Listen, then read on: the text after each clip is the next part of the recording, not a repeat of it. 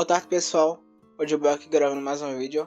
Gostaria de avisar vocês antecipadamente para se inscreverem no canal, porque eu percebi que eu estou ganhando mais visualizações do que inscritos e tá aí um número bem desproporcional. Tem vídeos que eu pego 60 visualizações e tenho 22 inscritos. Mas, mais importante ainda, deixem um like e um comentário se tiver algum vídeo que queiram que eu faça review antecipadamente, no lugar de eu fazer em ordem cronológica, como eu estou fazendo, com exceção desse vídeo em específico, ao qual vou dar mais detalhes do porquê essa foi uma exceção. E como vocês devem perceber, esse vídeo até agora é o mais longo do canal. Eu recomendo vocês realmente assistir do início ao fim, apesar de ser longo. Pelo menos assistam pausadamente, porque esse vai ser provavelmente um dos vídeos mais completos do canal. Não vai ser apenas um review, eu vou destrinchar esse filme de ponta a ponta. Então provavelmente vai ser o vídeo mais completo do canal.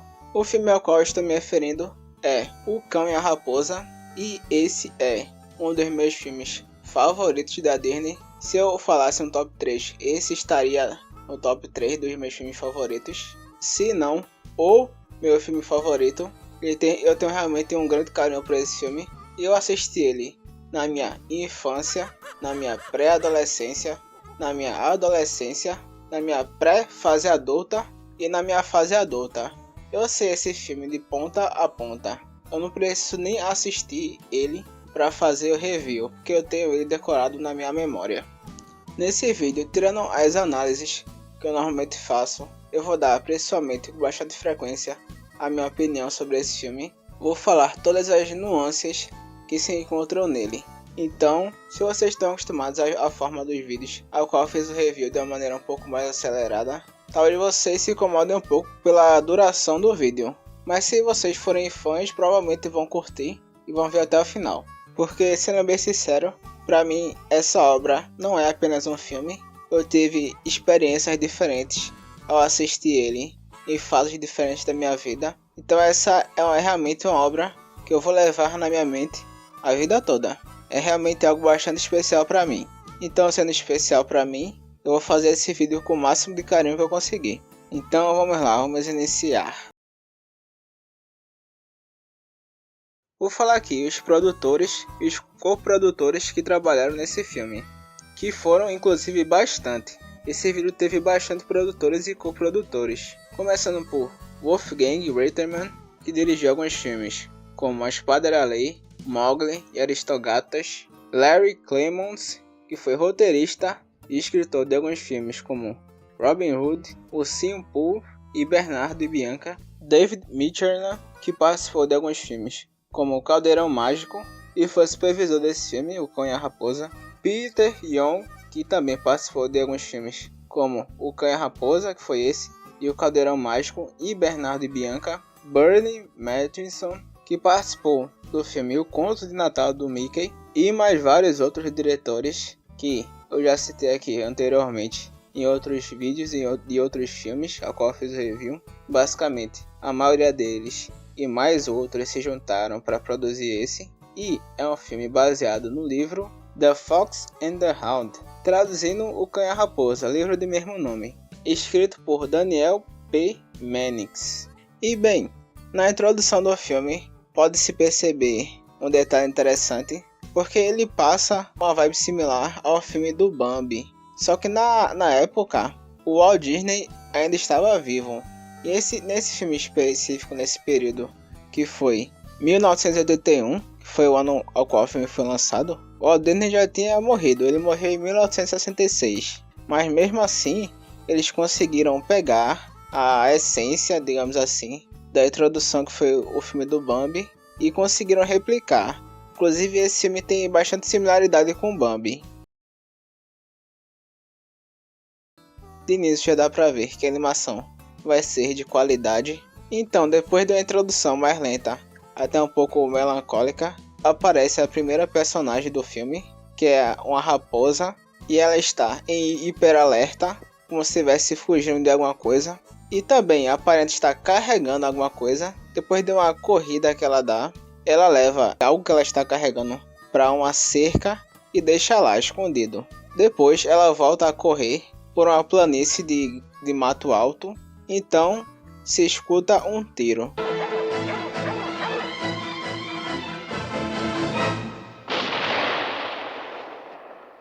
E sem apresentar nada gráfico ou visual, fica claro e subentendido que ela morreu com esse tiro. E esse tiro também fica subentendido ao passar do filme que foi de um caçador. Tem algumas teorias que dizem que esse caçador que matou ela foi os mesmos caçadores que também mataram a mãe do Bambi. Ou seja, que esses dois filmes passam em lugares próximos, digamos assim.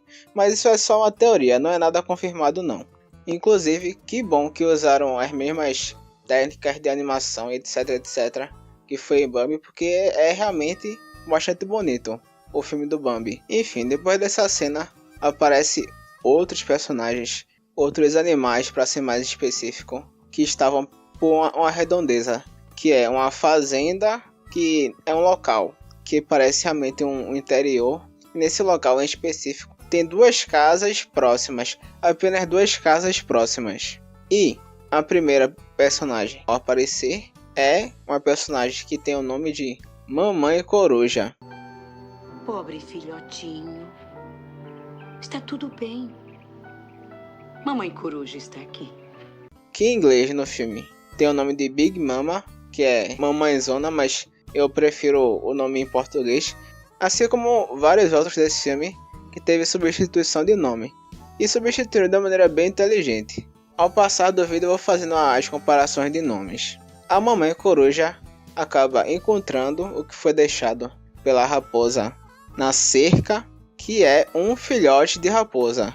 Também é apresentado mais dois personagens que se chamam Dico, que é um passarinho, e Bruno, que é um pica-pau que gagueja.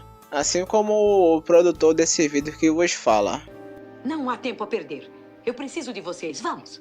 Vamos lá, Bruno, anda! Puxa!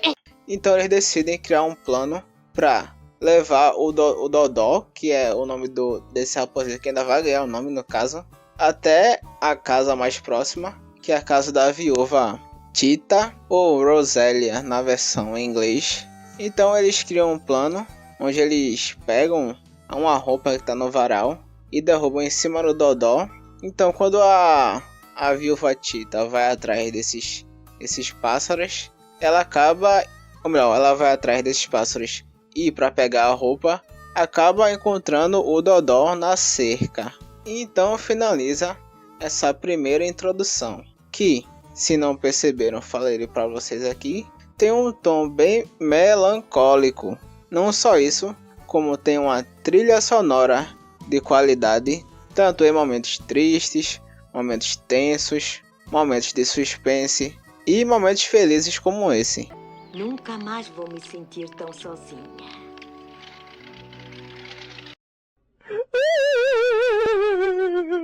Tem trilha sonora pelo filme todo. Raramente esse filme fica silencioso.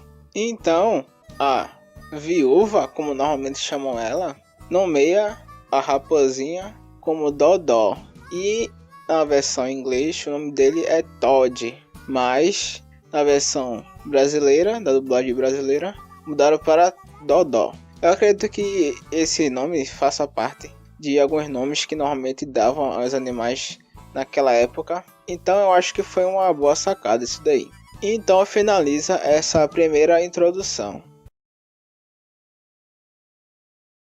Em seguida mostra a viúva e o Dodó interagindo. Ele dá um certo trabalho, mas os dois não deixam de se gostar. Então depois disso tem um dos momentos mais importantes do filme, que é a primeira interação do Dodó com o cachorrinho, que inclusive aparece também em uma cena seguinte. O que acha disso para um cão de caça, hein?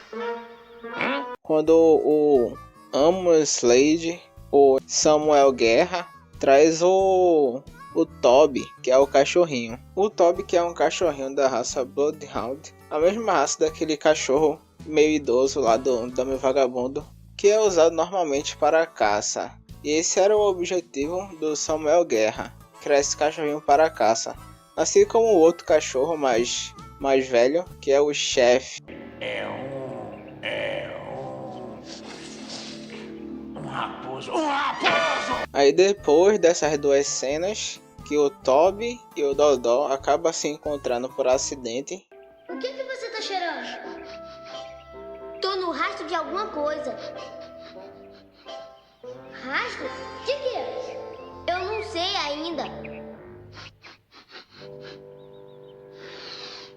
Ora, é você. Então eles começam a brincar. A mamãe coruja vê essa cena e tem até um musical, que inclusive a maioria dos musicais, se não todos, é cantado pela mamãe coruja, que é dublada pela Selma Lopes, que também já dublou vários outros personagens. E nesse primeiro encontro, ele simboliza a representação da inocência. Depois de poucas interações que os dois têm e se forma uma amizade, eles se declaram melhores amigos. Toby, você é meu melhor amigo. E você é o meu também, Dodó. Nós vamos ser amigos para sempre. Não vamos? É para sempre.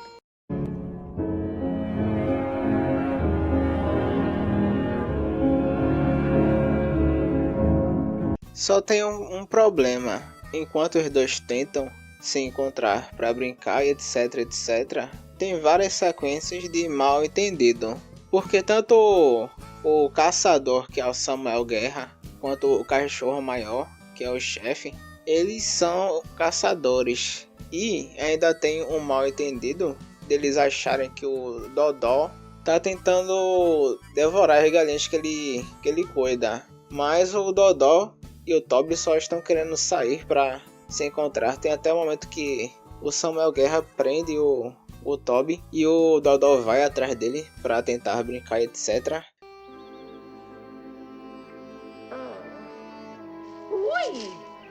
Oi, Toby. O que houve com você? Por que você não foi... Nossa, você tá amarrado. É, e não tem graça nenhuma. Meu patrão disse que eu tenho que ficar em casa. Tendo várias confusões e, como eu disse, o Samuel Guerra e a viúva, eles são vizinhos. Com isso tem uma sequência de intrigas. E nesse momento, pelo menos quando eu era mais novo, eu fui fortemente representado nisso daí, assim como provavelmente várias outras pessoas, ao qual teve amigos que teve esses problemas de interação entre familiares. Eu tive um amigo a qual os meus familiares acabaram discutindo com os familiares dele. Assim a gente ficou um tempo sem se ver e eu queria ver ele e tudo mais. Então nesse ponto, esse filme conseguiu representar perfeitamente essa situação. Mérito ao filme, mérito ao roteiro, mérito à direção.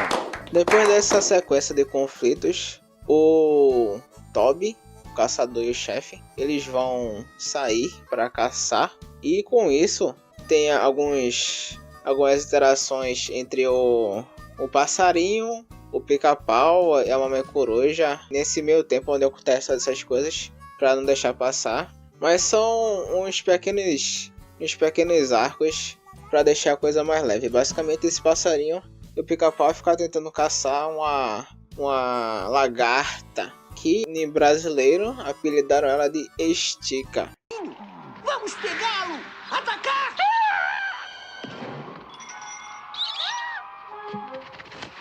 Só comentei isso pra não esquecer, porque lá pro final do filme isso tem um encerramento. Enfim, depois o Toby, o chefe, e o Samuel Guerra sai pra caçar e pra ensinar o Toby a caçar também. E assim chega o inverno. O passarinho e o pica-pau, eles vão para outro canto mais quente. E a mamãe coruja, ela fica. E assim tem um time skip, tem uma passagem de tempo. Desculpe, Dodó querido. Onde, depois disso, o Dodó tá adulto, digamos assim. E o Toby também. Aparece o momento que o Toby ainda tá em caçada, já adulto.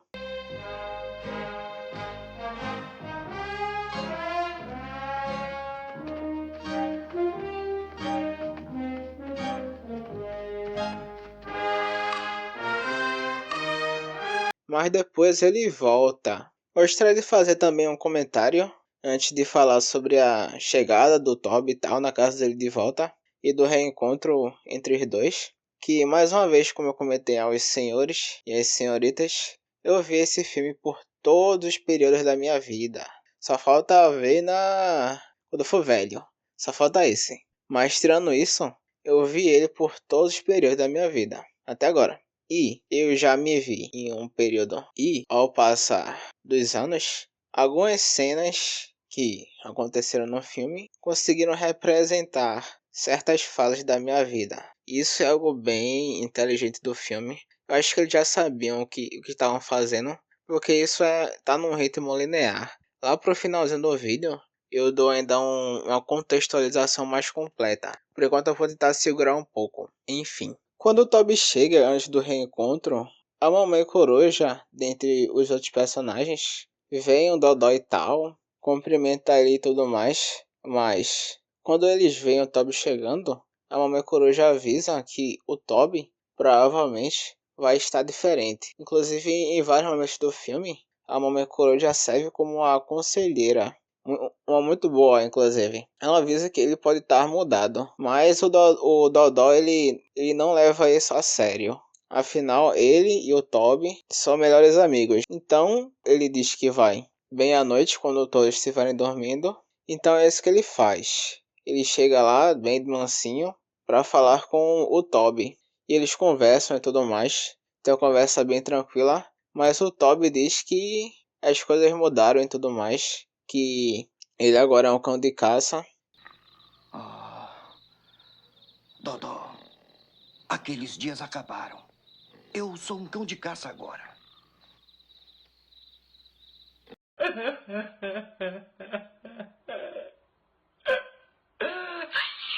E isso vai ter um contexto maior lá pra frente. Mas enfim, nesse diálogo eles acabam se alongando mais do que deviam. Então o chefe acorda e vai atrás do Dodó, tendo assim mais um conflito. Então vai o chefe, o Samuel Guerra atrás do Dodó, o Toby também, inclusive o Toby se tornou um caçador melhor que o próprio chefe. Então ele acha o Dodó primeiro, mas deixa ele livre, digamos assim, ele não revela a posição dele. Dodó, eu não quero ver você ser morto. Encontre o bicho, Toby! Eu vou deixar você ir só desta vez.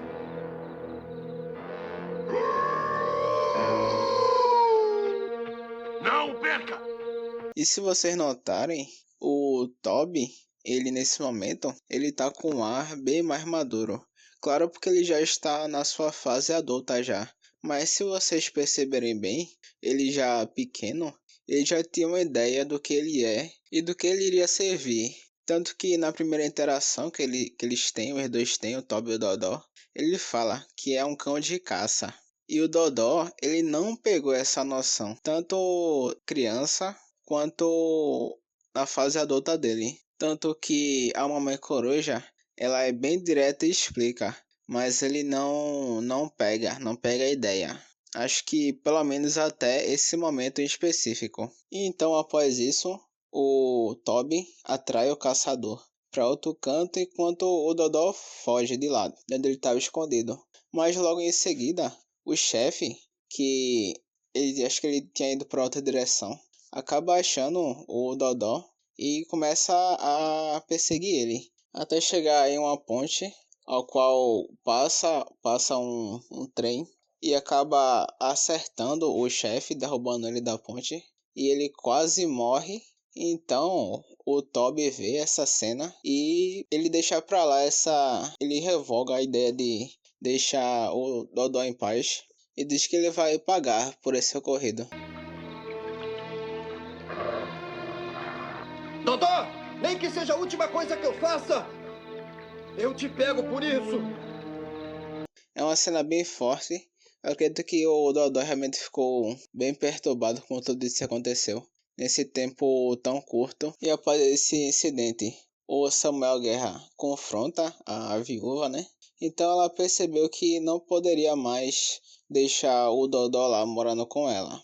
E então chega uma cena que não importa quantas vezes eu veja o filme, eu vou ficar com a vontade imensa de chorar, que é o momento ao qual a viúva leva o Dodó para uma represa. Eu não sei se esse é o nome certo, mas é um local onde os animais não podem ser caçados, é um local onde eles não podem ser caçados, que o governo ambiental, algo assim, declara isso. Aí coloca umas cerca e tal, coloca a placa avisando. Reserva ambiental, esqueci o nome, eu não tenho certeza não.